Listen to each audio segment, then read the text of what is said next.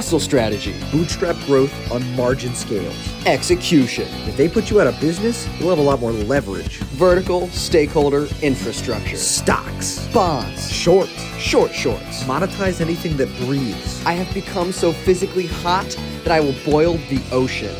Collateral. Welcome back to Collateral. I'm Seth Teeth. And I'm Wyatt Matthews. Wyatt, you're something's off about you today. Yeah. You're giving off some sort of like heat signature, you know? Like you have little ripples coming off of you, like in the air, like little heat ripples. Like what's going on? Well, have you done like a certain procedure? I'm offended. Seth, that you bring this up because I have told you numerous times that this disease is what it is. Runs in my family. It hits people around this age. And, now I have this. All right? I'm offended that you forgot that. To be quite honest, I completely did forget it. So you have this disease that causes heat to just radiate off your body and, It's called heat ripples disease. Because, like when you're at a campfire and you see that kind of like air, like that kind of gets all... That's exactly what I'm seeing right now. Yeah. The air is just rippling and like all around you. I'll be honest, I've never seen this before. And to be quite honest, I also don't think you've ever told me about this. I have told you, definitely. But it's kind of like, it's a disease. It's uncurable. And it makes it very difficult for people to see me, to recognize me, because all they see is just these ripples, and it triggers randomly. It's like trying to look through like a mirror. Like the ripples are reflecting. Mm-hmm. It's just I can barely see you. I only get glimpses. I barely see anything. Think about how hard this is for me. No, you're right, and I apologize for forgetting. That's truly my fault. You must have told me at some point. Yeah. But do you feel hot? Like, because there's heat radiating off of your body and on every inch of your body. Do you feel this heat, or is it something that's just affecting the air around you? I feel great.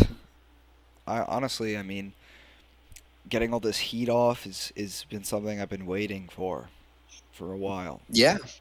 I'm sure. And since you feel so great, first off, how contagious is this disease? It's genetic, so they don't really know anything. They don't know. It's a mystery disease. Yeah, it pretty much goes back. My ancestors were kind of like worshipped back in the day. I'm talking way back because of their powers, I guess you would call this. Right. It's like some sort of invisibility cloak. Yeah, except for it's extremely obvious and very warm. Right. So yeah, basically all of the Matthews of years past have basically just been kind of worshipped for a long time until eventually people just got used to it and now here we are. The Matthews family is well known, incredibly well known in the health sector. So I've heard of this specific condition before, but I guess I've never pieced the puzzle together to figure out that was you. Yeah, there's not a lot of Matthews out there. Yeah, you must be like what, 1 in 5 cases who have it in the modern day. So yeah, you are a genetic marvel.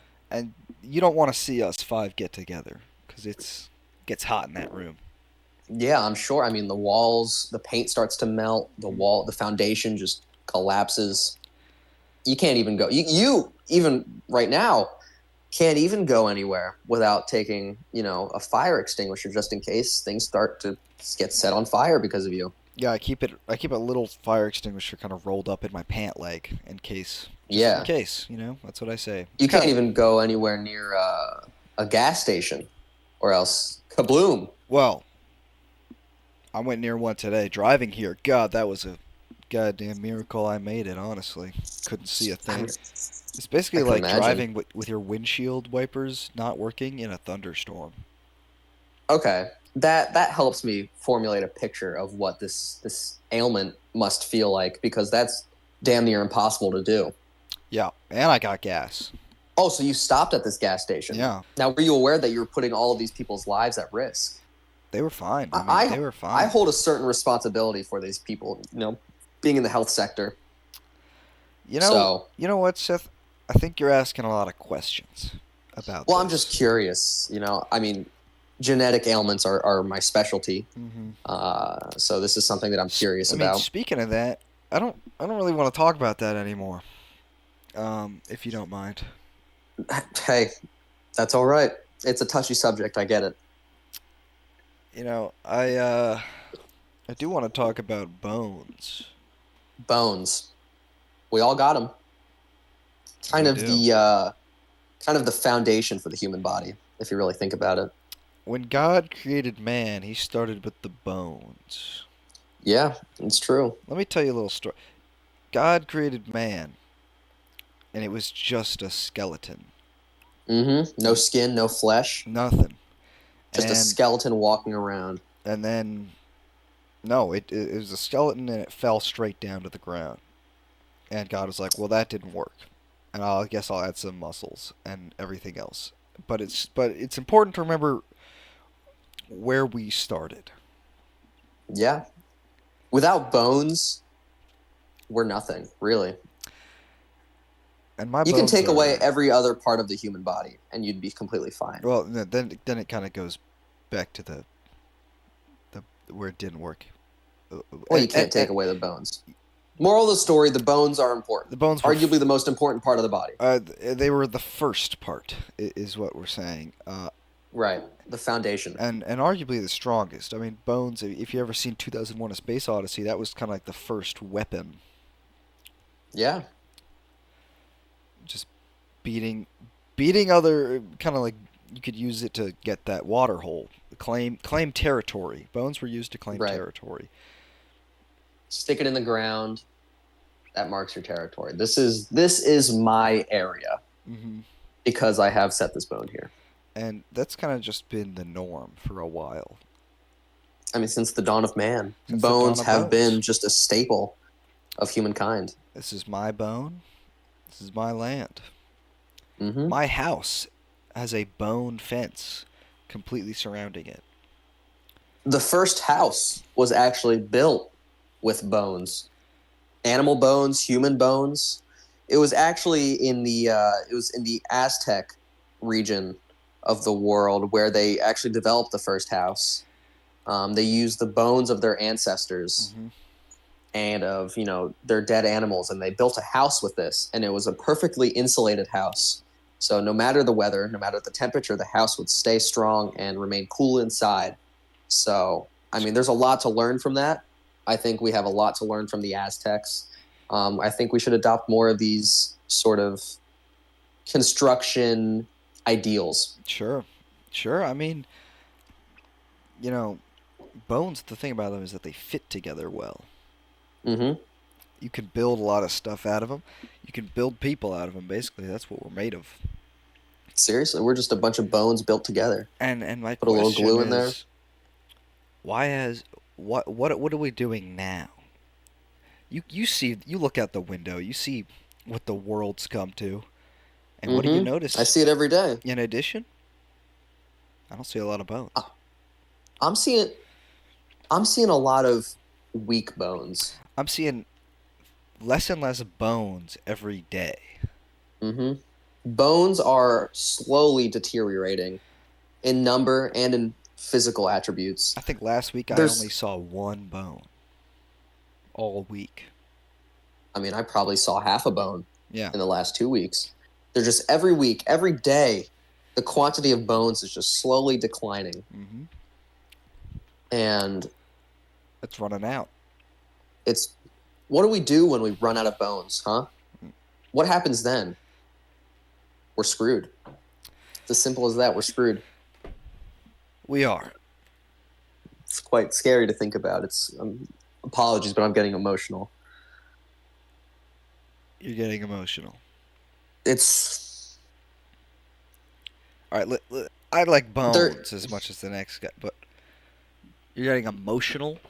Listen, I mean, Seth. just This is this is you my. gotta be professional if we're gonna do this.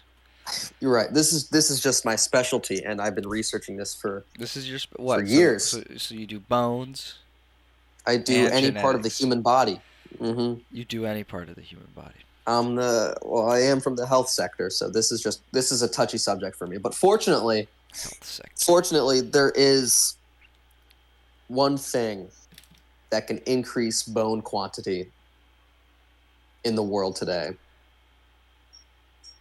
What's that? It's considered the modern day cure-all. Yes. And that is milk. Milk? A nice glass of milk. Pure white cream milk. 2% low fat milk. You really like milk, huh? This is like the first doctor discovering drugs for the first time. I'm like the first doctor who cured an ailment. Uh-huh. But with bones and milk. That's me. I have a glass of milk in my hand right now. Yeah, you do. You've been drinking that every time you're not talking. Just slurp it up. It might be a bit much, honestly. I'll live my life, you live yours. How does that sound? Yeah, I like that. I mean, we got to help people with their businesses here, all right? Right. Why are we talking about milk? Well, milk actually increases bone mass and density by 2% every year if you consistently drink one glass of milk every day for that year. Okay, but when bone mass and density increases every year, it gets to a point where the mass and density just becomes too much for the human body to handle. Get heavy. So what do you do then? You get heavy. You get thicker, your bones get thicker, your skin gets like a little skinnier. And that's not necessarily healthy. So what do you do then? You go to the doctor. What do? They shave off some of the bone, make it skinny again. What do you do with that bone? You sell it. You sell your excess bone for profit. And nowadays, bone is actually incredibly profitable. Bone is the new gold, is what they're saying. Yeah. Mm-hmm. You ground it up into a little powder. Mm-hmm. You put in a little vial, and then you ship it. You ship it all across the world. People will buy bone for hundreds of thousands of dollars for an ounce of bone. You don't even just ship it anywhere. You could just ship it. Just ship it, and then that instant profit, basically. And the thing is, when people buy the bone that you're selling, they turn the grounded bone powder into another solid human bone. Mm-hmm. So milk is also single-handedly increasing bone quantity in the world nowadays. Which, I mean, you've seen the world. You've seen less and less bones every day. I've seen the world. Milk increases the amount of bones in the world. Okay, I understand now. I mean, so it's a cycle. It's a loop of just profit and bone quantity and shipping. People are building bone houses again, just like the Aztecs did, and that's really like we're going full circle. We're going back to the good old days. Yeah. Good old when days people when really people respected bones. Really knew what they were building out of. Really connected on a personal level with it. I want to go back. I mean, when you said shipping, it just reminded me of this thing I don't think enough people are taking advantage of these days, and that's the postal service. I mean, think about this. Have you ever sat down and thought about the postal service? I've tried. I mean, you can literally send anything to anyone. Sometimes I just write an address and just send something. Or buy something and just put that address. Like, I've bought fireworks, I've bought things on the dark web, and I just send them to like suburbs in, Detroit, Chicago, anywhere in the world I want, and just wait to see what happens. And the thing is, sometimes these places need items like that. like a good suburb needs a set of fireworks. Yeah. Because So I completely suburbs, understand where you're coming from. I mean, suburbs are some of the most fun places in the world. They need fireworks. It's true. Single-handedly, suburbs are the most profitable places in the world to ship things. Yes. I I cannot tell you how much I love shipping things to the suburbs and then just watching what happens. I mean, I've shipped rival animals to the neighboring houses and just gone over there and seen the carnage that insinuates. It's actually, I have a funny story about that. So there was this random address that I found online. And so I searched up this address and I figured out who lives there. And I saw a guy online, Craig Stevenson, it was his name. Apparently, he and his family are all deathly allergic to dogs. Any kind of dog, if they even see a dog out in the streets, they just break out in hives. They start bleeding from their eyes and their nose. It's quite a sight. And so I was conducting a little health experiment of myself. So I shipped them a live dog. You shipped them you killed this family. Well, I wouldn't say I killed them. They are deathly allergic, but it was during a house party, so there was people there was doctors, there were surgeons there. They performed the procedures on the spot because this whole family of four just started breaking out in hives, bleeding from everywhere, their nose and their eyes. It was not a pretty sight, but I completely understand where you're coming from, shipping animals to people's houses. Yeah, I mean, it's kind of like see how long they can avoid the animal for type thing. Yeah, if you ship like a cheetah to an eastern suburban house, suburbia kind of thing, and they open the box and out comes a cheetah. That cheetah's bouncing off the walls, running around looking for its prey, and this family is just hiding in the closets, hiding under the couch, hiding under the bed, just trying to get away from this cheetah. They can't escape. I mean, what was the name of that guy? Played the Joker. The Joker used to ship rats. Did they put people dead rats? Oh yeah, what is that? Joaquin Phoenix?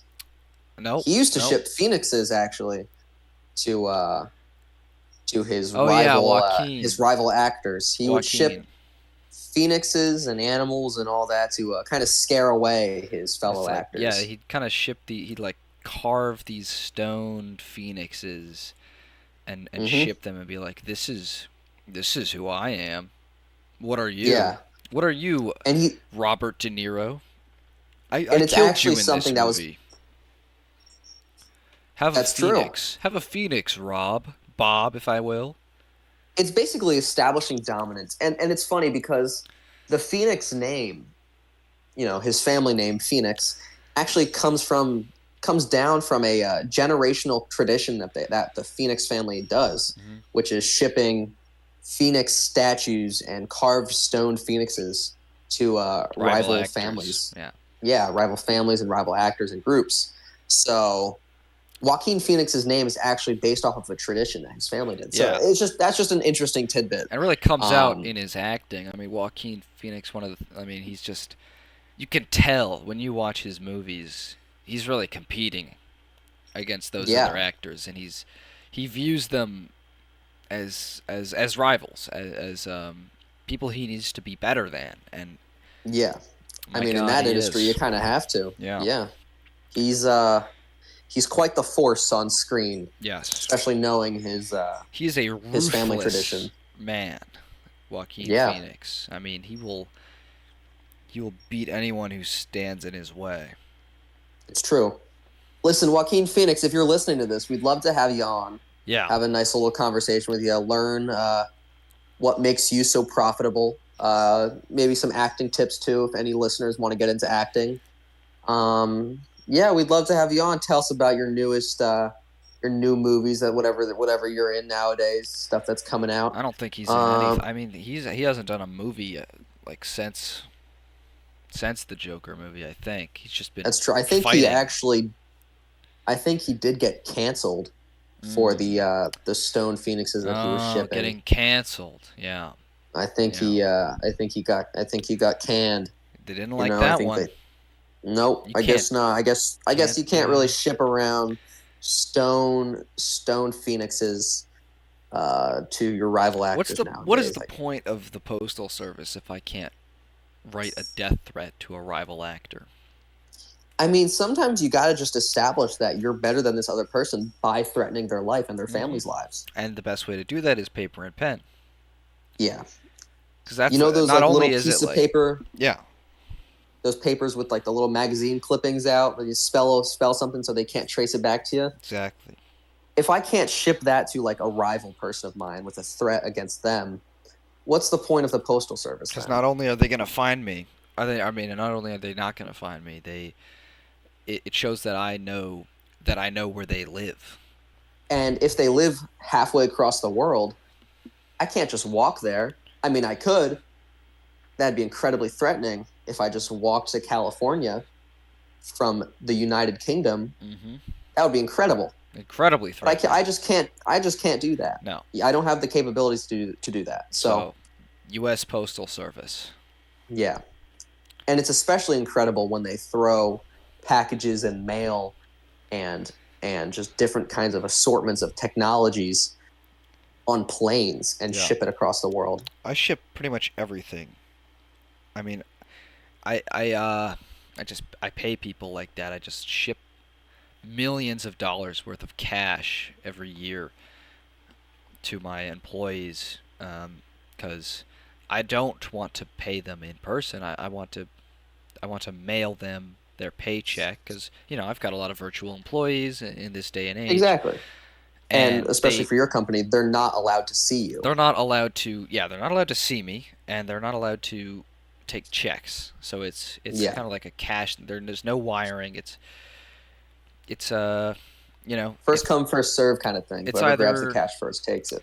yeah. I mean, and it's it is costly to ship all that money. So sometimes you just have to do the next best thing, which is basically there's hitchhiking. You basically hitchhike your money across the country, and you know until it gets to where it needs to go. Yeah, you pass it from person to person in hopes that eventually it'll get to your headquarters and then your employees can just take it Mm. however much they want from it. Yeah, I mean, every person you pass it to gets a little cut. So by the time it gets to the employee, I mean it's like it might not be 100% of what it originally was, but they are getting paid, and Yeah. At least they're getting some money, yeah, at least you know. that's kind of like how it's kind of the philosophy. At least you're getting Some something. money is better than no money. At least you're getting something. That's kind of like what I say to And my that employees. that kind of brings me back to a topic that we previously talked about in one of our earlier episodes, the scum hire. Mm. Mm-hmm. How does the scum hire get paid in the same Oh way? no, the scum hire does not get paid. Okay, They just that's good. get They shouldn't fed be. in their hole. So every In their once in a while, hole, throw food down. But we've they talked get about coffee that. every now and then. Yeah, yeah. That's enough about the scum hire. Yeah, I hate that guy. You gotta have one though. Well, this has been Collateral. Yeah,